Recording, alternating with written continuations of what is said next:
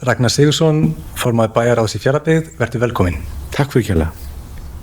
Svona rekjum söguna í stuttum máli, hvenær hefst fiskeldi og hvernig hefur það vaxið í bæjarfélaginu? Já, laxeldi hefst hjá okkur fyrir bil 10 árum síðan og kemur kröftuglega inn í samfélagið. Við vorum með þetta samfélag sem var á mjög miklu vaxtarskeiði þegar að laxeldið kemur inn, hafandi farið í gegnum álversuppbyggingu og verið þar fyrir með mjög kröftugan sjávarútveg og flutningsgeirinn samhliða því hefur vaxið mjög hratt, þannig að laxeldið kemur inn í aðstæður sem að kalla á mikla samkeppni á vinnumarkaði og hefur komið bara þar sem kærkomin búbót. Það samkeppni öflugt starfsfólk sem gerir það að verkum að Fjarðabyggð með einna hæstu meðal atvinnutekjur landsins. Það er þannig? Það er þannig. Sko, í ljósi þess að það rífandi gangur í efnahagslífinu á ykkar svæði, í ykkar landshluta, samræmi milli þess hversu mikið þið greiðið í ríkissjóð og hversu mikið þið fáið sem tilbaka til að fjárfesta á fleira? Nei, langt í frá. Við, Austfirðingar framleiða 10-falt á við aðra í landinu.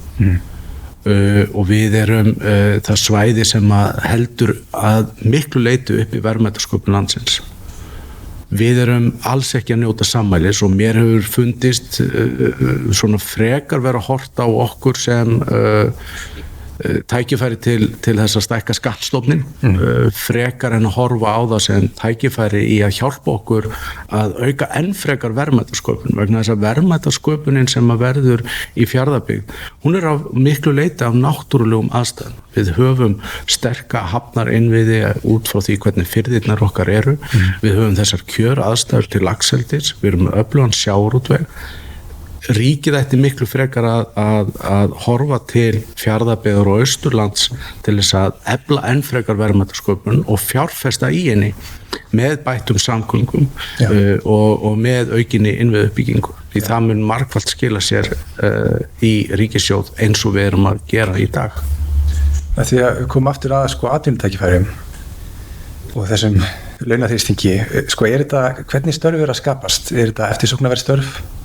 Já, þetta eftirsóknarverð störf. Við horfum á laxeldi, þá hefur ungt fólk verið að flytja, sumir aftur heim og við höfum verið að fá fólk sem að sækist eftir störfum vegna þess hversu vel borguðu eru.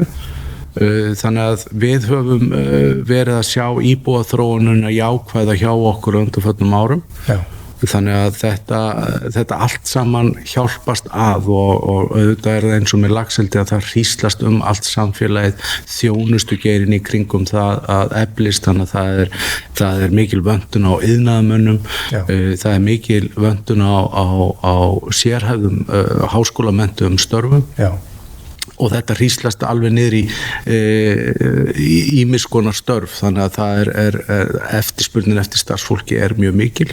Já. Og tækifærin eru endalaus. Við höfum verið í kröftugri húsnæðisuppbyggingu til þess að hjálpa fólki til þess að setjast að hjá okkur og okkur gæti fjölgað mun hraðar og alltaf leita þetta að einhvers konar jafnvægi. Þannig að við bara að halda áfram á þeirri braut og við sjáum ekkert fram á neitt annað en að okkur muni halda áfram að fjölga og okkar húsnæðisstefna og annað, hún ber marks það og væntingarnar eru miklar og það eru jákvæðar horfur í öllu tilliti. Já. Og hversu stór hluti fiskeldi af efnahagslífinu á einhvern mælikvarða? Já, hann hefur komið inn og orðið ein af þessum stoðum í atvinnulífinu. Álverið langstærsti vinnustaður Austurlands. Þar 1000 störf, 500 beinstörf og svo önnur 500 svona í óbeinum störfum. Svo ertu með sjávarútveginn, svo hefur laxeldi komið inn sem svona þessi þriðja stoð og á Austurlandi þá að starfa beint í fiskeldi 120 manns. Það svo annað eins sem og jafnvel meira en það sem kemur inn af óbeinum störfum. Þannig að þetta orðið eitt af hryggjarstykkjunum okkar.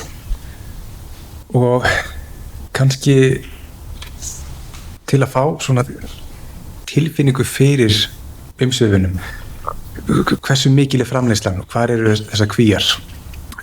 Kvíarnar hjá okkur, þetta eru 12 kvíastöðvar frá Berufirði hjá Djúpavogi og alveg inn til okkar á Reyðarfirði og Eskifirði.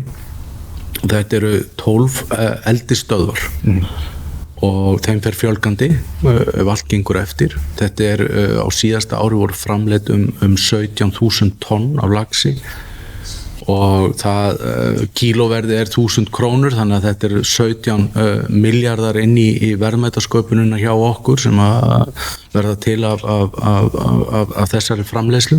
Já. Þannig að þetta auðvitað gríðarlega mikið og hæglega gæti framleiðslan tvöfaldast. Þetta auðvitað mjög sveiflukennt, en við berum væntingar til þess að Mjóifjörður komi inn og fari í útboð núna á vormánuðum eins og atvinnuvegaráðherra hefur tilkynnt. Við berum einnig væntingar til þess að Stöðvarfjörður komi inn á næsta ári, að þar verði sett út kví. Já. Þannig að þetta alltaf að aukast og umsvifin eru jafnframt að aukast og þetta hríslast allt samfélagið. Þú sérð alls staðar í Fjarðabyggð áhrif fiskeldis.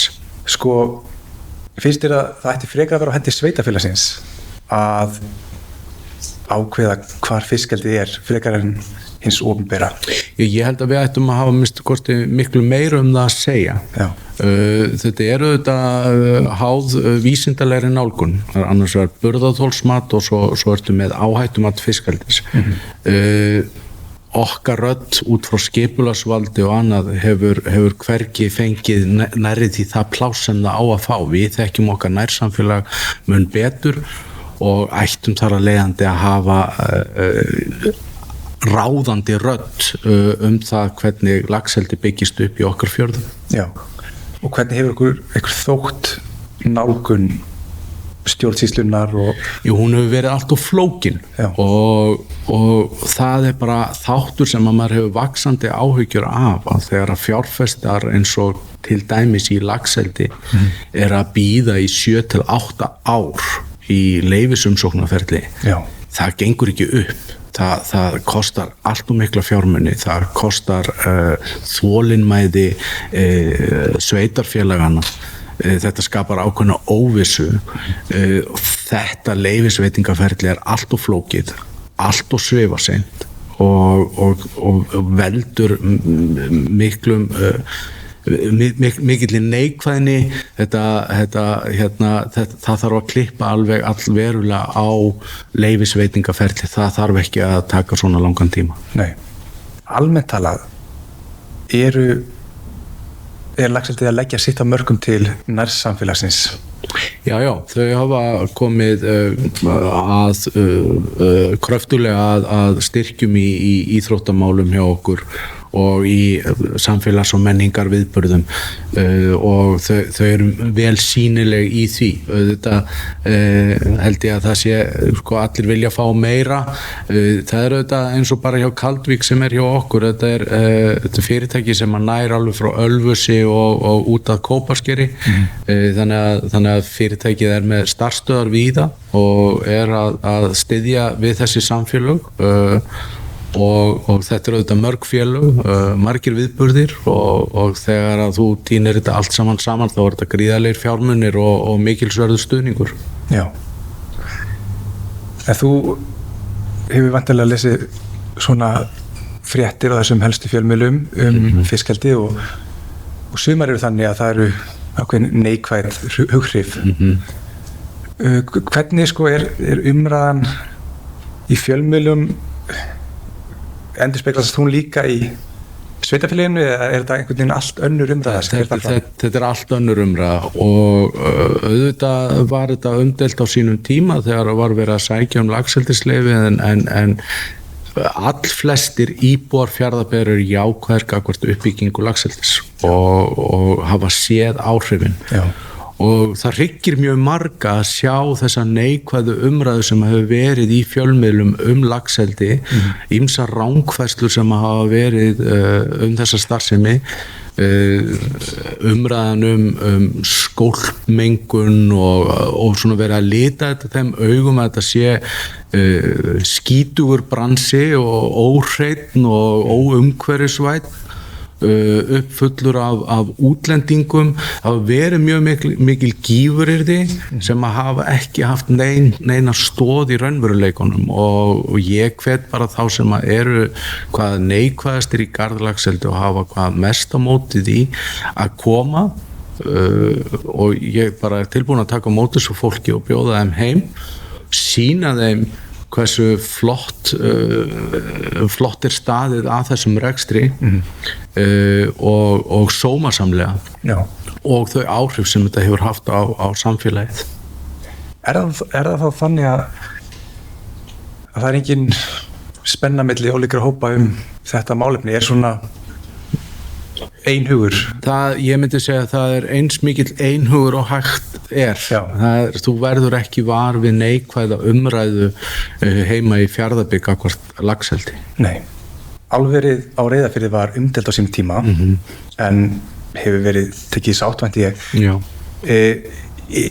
Gildir það sama laxeldi? Þarf kannski bara smá tíma til þess að það verið tekið í sátt? Já, ég held að það sé alveg hægt að segja það og það er varðandi allar stórar framkvæmdir og fjárfestingar á Íslandi hafi gegnum tíðina eðlilega mætt ákveðnum mótbárum og það hafa verið efasemdaraddir.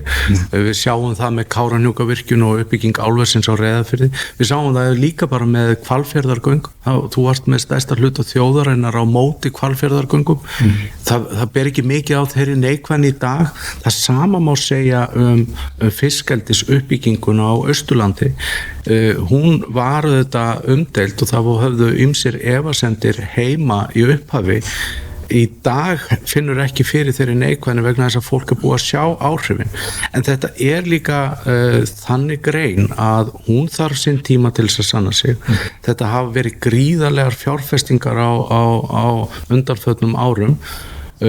Fjárfestingar sem eiga eftir að borga sig upp og þetta krefst þolinmóðs fjármagns og ég held að við séum ennþá ekki farin að sjá fullkomlega þau jákvæðu áhrif sem þetta getur haft á samfélagið og við eigum að taka fjárfestum opnum örmum, við eigum að skoða hlutina gaumgæfilega og við verðum einhvern veginn að lyfta okkur upp úr þeirrum umræðu farvegi sem að er svolítið litaður, finnst mér, af svona samfélagsmiðla stíl.